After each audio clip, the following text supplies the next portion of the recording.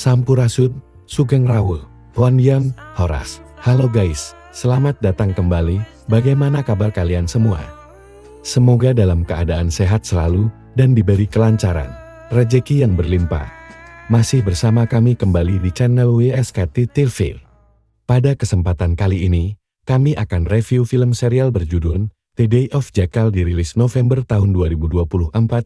Film ini sangat ditunggu-tunggu sebagai film serial berjumlah 10 episode yang diambil dari novel terkenal, sehingga Anda tidak perlu menonton keseluruhan berbulan-bulan, cukup hanya menonton review film ini saja. Film ini mendapatkan 2 Golden Award nominations, Best Television Series Drama and Best Actor for Remain. Film ini sutradara oleh Christopher Hall dan direktor film oleh Brian Kerr, Anthony Philipson, Paul Williamsworth, Anu Menon, dan dibintangi oleh Eddie Redmayne dan Lashana Lynch sebagai pemeran utamanya. Mari kita simak alur ceritanya. Oke guys, let's check it out.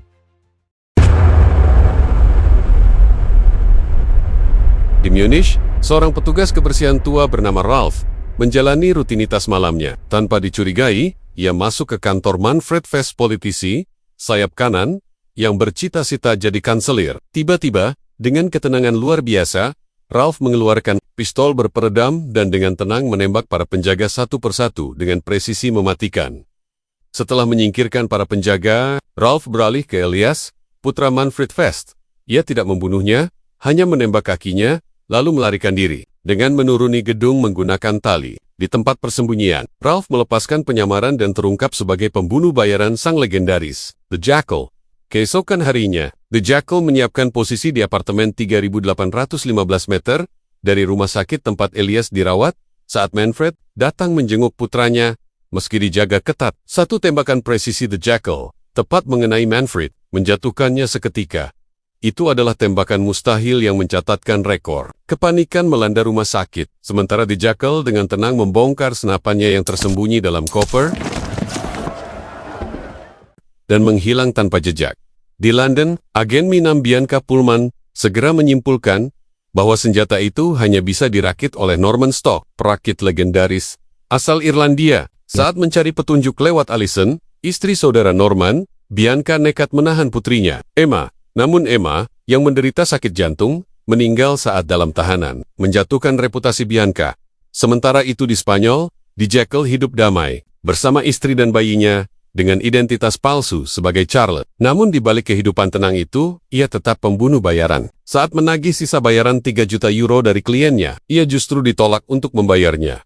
Di London, Bianca menghadapi tekanan besar. Informannya, Ashley Allison, marah karena putrinya Emma ditahan. Sementara Bianca menyembunyikan fakta bahwa Emma meninggal akibat gagal jantung. Minam menutupinya dengan bantuan agen khusus Carver. Demi mendapat nomor kontak Norman Stokes, Bianca berpura-pura Emma masih bisa diselamatkan. Di Spanyol, The Jackal membaca tentang proyek keuangan UDC bernama River yang menjanjikan transparansi, namun berpotensi menciptakan kekacauan. Sambil marah karena kliennya menolak membayar sisa 3 juta euro, ia tetap menghadiri ulang tahun putranya. Namun, pesan bank soal jejak pembayaran membuatnya segera berangkat ke bandara di New York. Kelompok rahasia membahas kemungkinan memenuhi tuntutan The Jackal terkait pembunuhan UDC. Saat itu, UDC tampil di acara bincang-bincang, menegaskan komitmennya pada transparansi penuh. Sementara itu di Inggris, tim Minam menelusuri rekaman pembunuhan Manfred Fest. Dari penyamaran The Jackal sebagai Ralph, mereka mulai mengidentifikasi ciri khasnya. The Jackal teridentifikasi sebagai penembak tangan kanan yang memakai pistol 9 mm, senjata standar militer Inggris. Hingga ke 2013, ranselnya pun buatan perusahaan kecil asal Inggris, memberi indikasi asal-usulnya. Di sisi lain, Bianca tertekan karena atasannya menolak memberi waktu tambahan untuk penyelidikan. Sementara itu, The Jackal tiba di Munich menyamar untuk menyelidiki pembayaran tertunda. Ia bertemu Zena Johnson, perwakilan klien baru, dan menerima pembayaran awal 20 juta dolar untuk membunuh UDC. Sisanya, 80 juta dolar akan diberikan setelah misi selesai sebelum peluncuran Project River pada tanggal ke-28. The Jackal pun setuju. Jackal menemukan fakta mengejutkan. Pembunuhan Manfred Fest dipesan oleh putranya sendiri, Elias, melalui perusahaan bernama Helen. Namun karena Elias terluka dalam serangan itu, ia menolak membayar sisa uang. Di Belfast, Alison diam-diam mencuri. nomor kontak Norman Stokes dari ponsel suaminya dan memberikannya pada Bianca. Mi-6 segera bergerak ke Belarus, tapi operasi berujung baku tembak. 2 agen tewas dan Norman lolos. Meski gagal, Bianca menemukan sebuah koper berisi senapan sniper tersembunyi, bukti penting untuk melacak The Jackal. Sementara itu, The Jackal mendapat konfirmasi kontrak $100 juta untuk membunuh Udisi. Di sisi lain, Larry dan Allison akhirnya tahu Emma meninggal, membuat mereka hancur. Kesedihan Larry semakin dalam ketika mendapat panggilan misterius dari Norman kembali di Munich. The Jackal menyamar sebagai pria berduka untuk meretas komputer kantor pemakaman dan mengakses data warisan. Saat Elias masih dalam masa rehabilitasi, ia tanpa sadar menaiki mobil yang dikemudikan langsung oleh The Jackal, yang sebelumnya membunuh sopir aslinya. Elias pun mulai curiga, ada sesuatu yang salah. Dalam ketakutan, Elias mengaku telah memerintahkan pembunuhan ayahnya, Manfred Fest, namun menahan pembayaran karena dirinya ikut diserang. Negosiasinya gagal, The Jackal menembaknya mati dan meninggalkan bom untuk menghapus jejak. Sementara itu, Nuria mulai curiga pada suaminya. Ia menggeledah kantornya dan menemukan ruang rahasia berisi uang tunai, paspor palsu, dan perlengkapan penyamaran. The Jackal yang memantau lewat rekaman, sadar identitas gandanya terbongkar, tapi belum sempat bereaksi karena alarm keamanan berbunyi. Mi-6 berusaha melacaknya, namun saksi hanya menyebut sang pembunuh berbicara bahasa Inggris. Di Prancis, The Jackal kehilangan kendali, menembak mati seorang pengemudi dan polisi, lalu mengatur tempat kejadian perkara, agar tampak seperti baku tembak di Inggris. Bianca mengetahui target baru bernama Rodeng. Ia mencari informasi pada mantan perwira George Hans, yang menyebut hanya satu orang mampu menembak sejauh 3.800 meter. Alexander Dugan, sniper legendaris yang diyakini tewas 10 tahun lalu. Di Paris, Nuria menuntut penjelasan. The Jackal mengaku telah berbohong, namun menyamarkan dirinya sebagai agen rahasia. Berjanji akan pensiun setelah misi terakhir. Meski ragu, Nuria akhirnya luluh.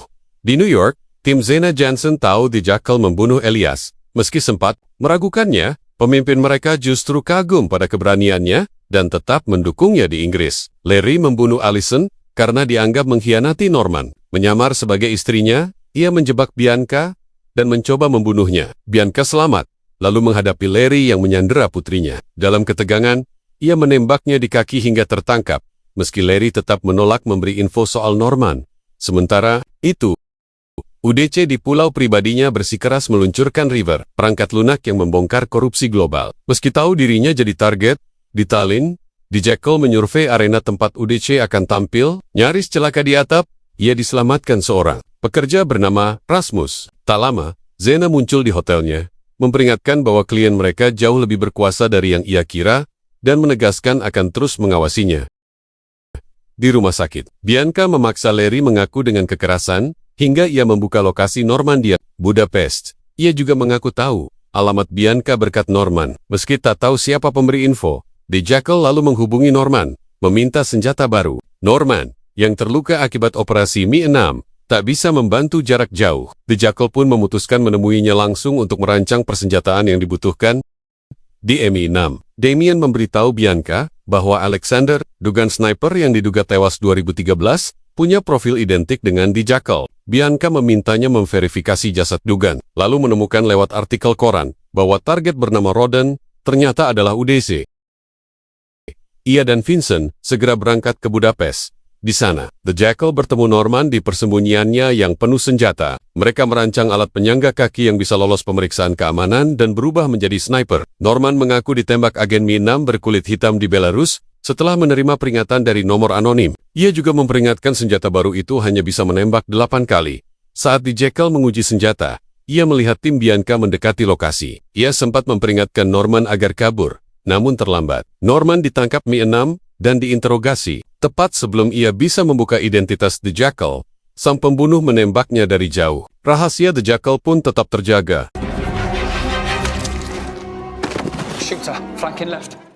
Menyadari The Jackal masih di sekitar, Bianca memimpin pengejaran sengit. Ia nyaris menangkapnya. Namun sang pembunuh bayaran melompat ke perairan terbuka dan berhasil lolos. Setelah berenang ke daratan, The Jackal bersembunyi di lumbung tua, tapi dipukul hingga pingsan oleh pemiliknya, Attila. Saat sadar, ia ditahan dan diinterogasi. Karena kendala bahasa, Attila memanggil saudaranya Gabor dan penerjemah bernama Laszlo. Namun, The Jackal berhasil membebaskan diri, membunuh Attila dan Gabor, lalu menodong Laszlo untuk jadi sopir pelariannya menuju Budapest. Dalam perjalanan, ia menghubungi Nuria. Awalnya menolak bertemu, tapi akhirnya memintanya membantu urusan terkait ruang rahasianya. Menunjukkan sisi manusiawinya, The Jackal tidak membunuh Laszlo berbeda dari kebiasaannya. Ia membiarkannya pergi, namun memperingatkan, jangan pernah membuka mulut, atau nyawanya taruhannya. Nuria tiba di Budapest, membawa perlengkapan penyamaran untuk The Jackal. Ia menyamar sebagai pria tua dengan kursi roda, senjatanya tersembunyi sebagai penyangga kaki, lalu terbang ke Tallinn, Estonia, lokasi peluncuran Project River. Tanpa disadari, Bianca dan Vincent ada di pesawat yang sama. Di Tallinn, apartemennya sempat didatangi polisi karena kasus pencurian, membuat salah satu petugas mencurigainya. Segera, The Jackal menemui Rasmus, seorang kenalan lama yang kini bekerja di lokasi acara. Dengan permainan psikologisnya, ia meraih kepercayaan Rasmus hingga mereka berbagi ranjang. Dari hubungan itu, The Jackal memperoleh akses penting ke gedung acara. Sementara UDC menolak membatalkan peluncuran meski di bawah ancaman. The Jackal bersembunyi 2 hari di ruang langit-langit gedung, menunggu momen eksekusi. Saat hari tiba, keamanan super ketat dengan kaca anti peluru melindungi UDC. The Jackal berhasil mendapatkan posisi tembak, tapi sebelum sempat menembak, kekacauan terjadi. Seorang penyerang lain lebih dulu menyerbu panggung dan mencoba menembak UDC.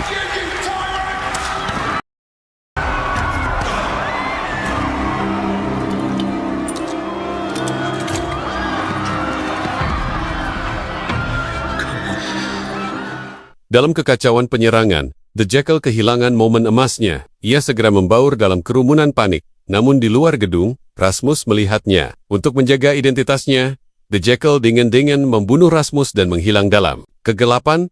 Kegagalan itu mengguncang dunia. Di New York, Winthrop murka karena Project River tetap berjalan. Sistem ini menjanjikan transparansi penuh atas transaksi global, menghancurkan fondasi bisnis gelap seperti miliknya.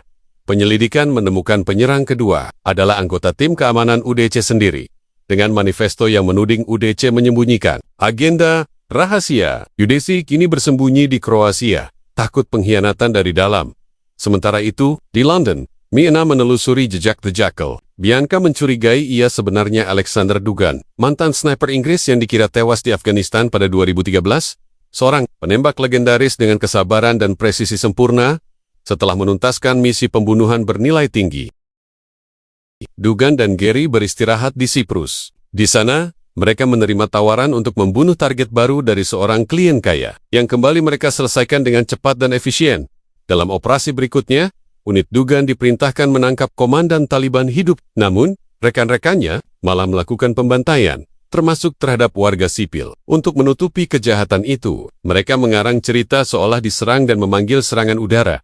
Muak dengan kebrutalan tersebut, Dugan mengambil langkah ekstrem. Saat konvoi kembali dengan 2 mobil, Phantom dan Jackal, ia meledakkannya menggunakan bom jarak jauh. Seluruh unit tewas. Hanya Dugan dan Gary yang selamat sebelum akhirnya menghilang dari radar militer di masa kini. Bianca terus mengambil perhatian terhadap siapa-siapa. Bianca akhirnya mendapatkan akses ke berkas Duhan, meski dokumen resmi menyebut unitnya tewas oleh ranjau darat. Namun, ia yakin Dugan memalsukan kematiannya dan kini beroperasi sebagai Jackal. Di Spanyol, Nuria dan Alvaro menyaksikan berita percobaan pembunuhan UDC. Alvaro menduga Jackal adalah Charles. Nuria menghubungi Jackal, yang justru memerintahkannya membungkam Alvaro. Sementara itu, Bianca mengunjungi Larry di penjara. Dengan penuh kebencian, Larry bunuh diri di depannya. Keamanan UDC diperketat, ia bersembunyi di Kroasia. Jackal terdesak oleh tenggat dan tekanan Zena kembali ke Spanyol. Di sana, ia akhirnya mengaku pada Nuria bahwa dirinya pembunuh bayaran. Berjanji misi ini akan jadi yang terakhir. Listen to yourself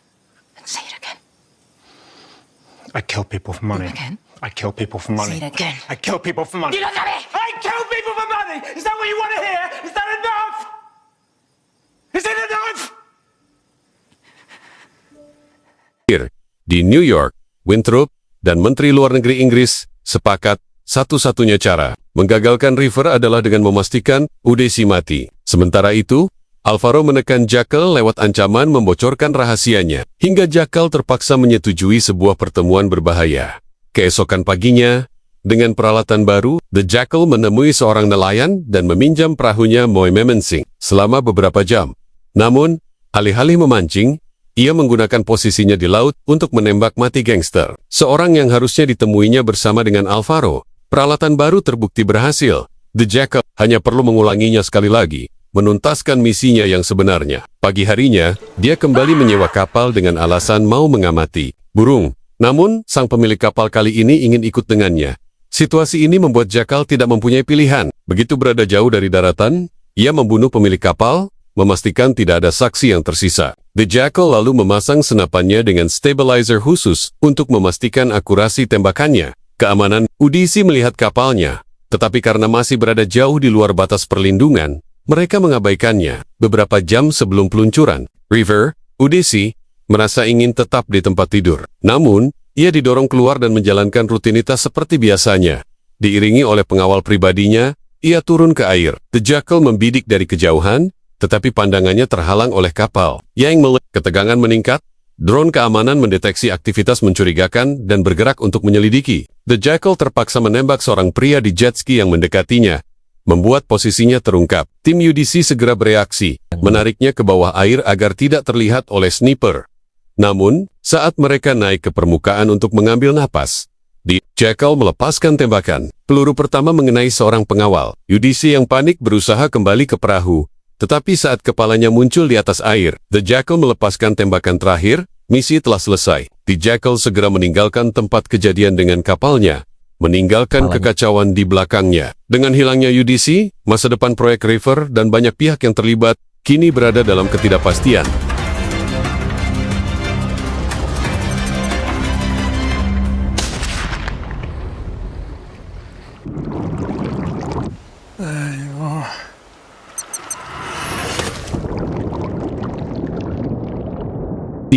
Setelah tewasnya UDC, Dewan Perusahaannya memilih untuk menunda peluncuran River. Hal ini menandai misi The Jackal sebagai sukses besar. Namun di balik perayaan ini, pengkhianatan telah direncanakan. Kliennya yang dipimpin oleh Timothy Winthrop memutuskan untuk tidak membayar The Jackal. Sebaliknya, mereka merencanakan mau membunuhnya bersama dengan Zena, menganggap keduanya sebagai ancaman yang dapat membongkar keterlibatan Winthrop dalam konspirasi ini. Sementara itu, Mi-6 secara resmi menutup kasus UDC, sebuah keputusan yang membuat Bianca frustrasi. Namun, pengungkapan mengejutkan terjadi. Isabel ternyata adalah mata-mata dalam MIWW6, yang sebelumnya telah membocorkan informasi kepada Norman Stock tentang operasi Bianca. Lebih buruk lagi, Menteri Luar Negeri juga terlibat dalam konspirasi ini. Ia menginstruksikan Isabel agar membiarkan Bianca mengejar Jackal hanya untuk menyingkirkannya setelah misi selesai, demi memastikan bahwa tak ada jejak yang tersisa dari keterlibatan mereka. Di Tempot Lane, melalui komunikasi digital, Jackal menuntut pembayaran dari Zena. Zena kemudian menghubungi Leonora dan memberitahu bahwa Jackal telah menghubungi mereka. Leonora berjanji akan segera mengirimkan pembayaran beserta bonus tambahan untuk Zena. Namun, Zena merasa ada yang tidak beres, mengabaikan perintah untuk tetap berada di kamarnya. Ia memutuskan kabur, dan ternyata tepat karena seseorang telah dikirim untuk membunuhnya, Bianca dan rekannya tiba di Kadi Spanyol dan bertemu dengan penyelidik yang menangani kasus pembunuhan gangster. Setelah menemukan hubungan antara Alvaro dan pria kaya asal Inggris, mereka segera menyadari bahwa pria itu adalah Jackal dan meminta alamatnya. Sementara itu, Jackal memang sedang dalam perjalanan pulang, tetapi istrinya telah mencapai batas kesabarannya. Hidup dalam ketakutan akan bahaya yang selalu mengintai. Nuria merasa tidak sanggup lagi menjalani kehidupan yang terus dibayangi oleh pelarian. Saat berbicara dengan suaminya di telepon, Jackal mengisyaratkan bahwa ia mencintainya, tetapi Nuria bisa merasakan bahwa suaminya sedang dalam masalah besar. Mendengar hal itu, Nuria yang semakin khawatir memutuskan untuk mengambil sejumlah uang dari berangkas suaminya dan melarikan diri bersama putra mereka. Ketika Jackal tiba di rumah, dia segera menyadari bahwa Nuria telah pergi bersama anak mereka dan membawa sebagian besar uang di dalam berangkas. Zena menelpon dan memperingatkannya bahwa MI6 telah mengetahui lokasinya, para klien telah mengkhianatinya. Saat Bianca mulai bergerak masuk ke dalam rumah, kedatangan mereka terganggu oleh Alvaro yang datang dalam keadaan mabuk dan bersenjata. Terjadi kekacauan, Alvaro ditembak mati. Sadar akan adanya serangan di dalam rumahnya, The Jackal mematikan listrik dan bersembunyi di dalam ruang rahasianya. Momen tegang terjadi. Bianca hampir menemukan persembunyian The Jackal di balik cermin dua arah, tetapi ia tidak menyadarinya. Saat alarm berbunyi, The Jackal keluar dari tempat persembunyiannya dan menembak Vince hingga tewas. Konfrontasi terakhir pun terjadi antara Bianca dan The Jackal. Mereka saling berburu di dalam rumah dan dalam percakapan singkat, mereka saling mengakui bahwa keduanya adalah individu yang selalu ingin menang. Bianca menawarkan kesepakatan untuk membantu The Jackal menemukan keluarganya, namun The Jackal menolaknya. Setelahnya, The Jackal segera keluar, mau mencari Nuria. Sebuah mobil melaju dengan kecepatan tinggi dan menabraknya. Namun, takdir berkata lain. I saw her leave. Let me help you. It doesn't need to end this way. It does.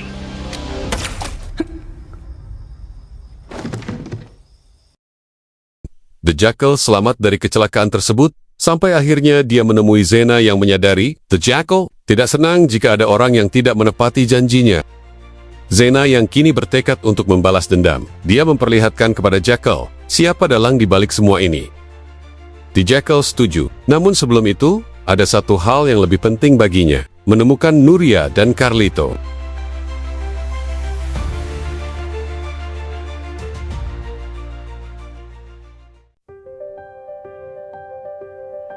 Silent footsteps in the night, a shadow hidden from the light.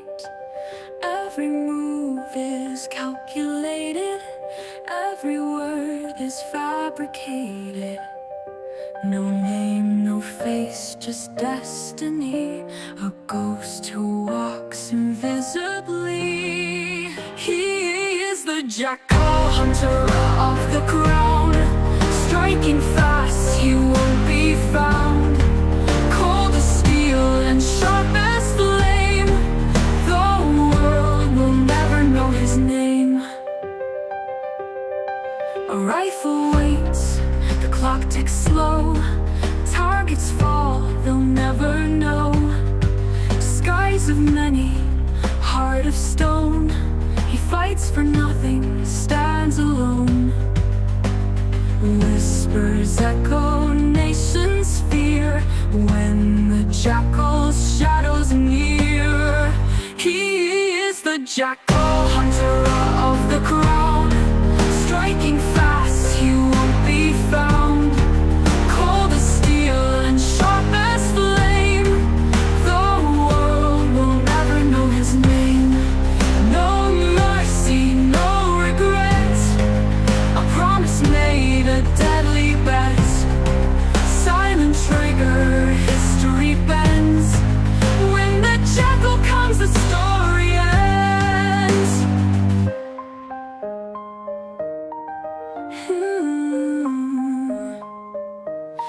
He is the Jackal, master of the crown, striking fast, he won't be found.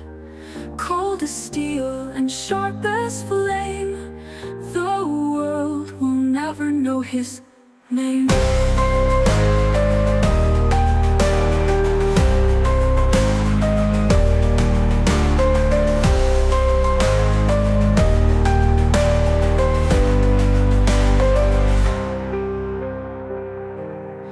No mercy, no regret, a promise made, a deadly bet. Silent trigger, history bends. When the Jackal comes, the story ends. He is the Jackal, master of disguise, phantom hidden in men's eyes. Blood and silence mark his fame, but the world will never know his name.